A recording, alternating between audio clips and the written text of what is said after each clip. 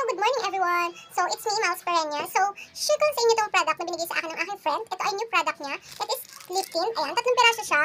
And may iba't ibang shade siya, guys. Ipapakita ko sa inyo, guys, yung mga shades niya. As you can see, nakakulat ako, guys. Kasi, ipapakita ko sa inyo yung itsura niya kapag aalis na kayo. Ayan, nakadress din ako, guys. Dress yan. Ayan, dress yan. Tapos, ito yung first shade ng lip tint na kukuhanin ko. Itong lightest muna.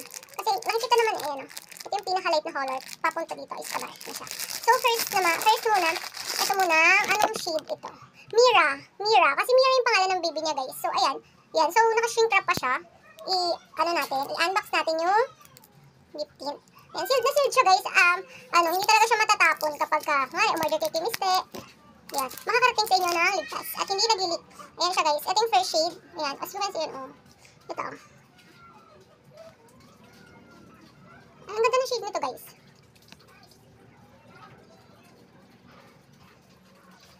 Pak.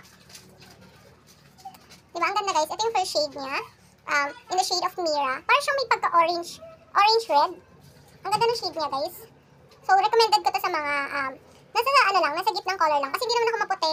Hindi rin naman ako maitim. Nasa gitna lang ako, guys. Nasa medium, ganun. Small medium. Charot! Nasa middle lang ako, guys. Hindi ako ganun kaputi.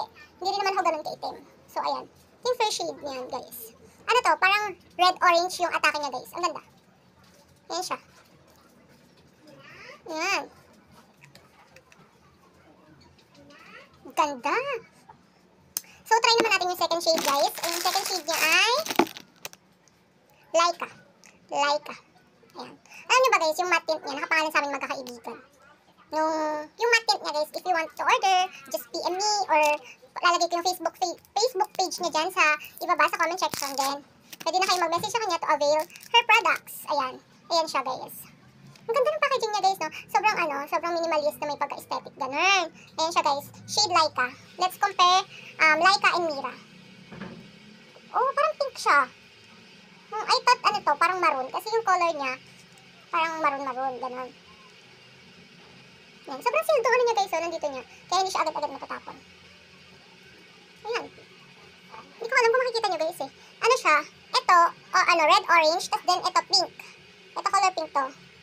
Pink lang talaga siya. Sobrang lang siya. Sexy yung dating. Alam mo yung simpleng babae. Ayan, try natin siya sa pisngi. Para makita yung difference between my lips and cheeks. Ayan. Hindi siya ganung kita sa camera, pero maganda. Ayan, simple lang siya. Simple lang color niya. Sino ka dyan, be? Pwede na tayong mag-endorser. Eme! Ito siya, guys. And the third one is etong Joy. Wait lang. Muna natin. Unbox muna natin.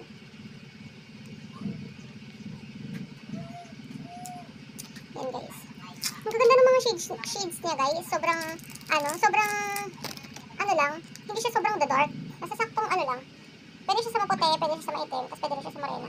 Morena, maitim, tapos morena. Ay, ang cute ng shade nitong last. Parang orange-brown siya. Ayan. See the difference, guys? You see the difference? This one is red-orange. Second one is color pink. Pink lang siya. Tapos this one is orange-brown. Ganun yung atake niya. Ito siya. Ito ang alay-sali.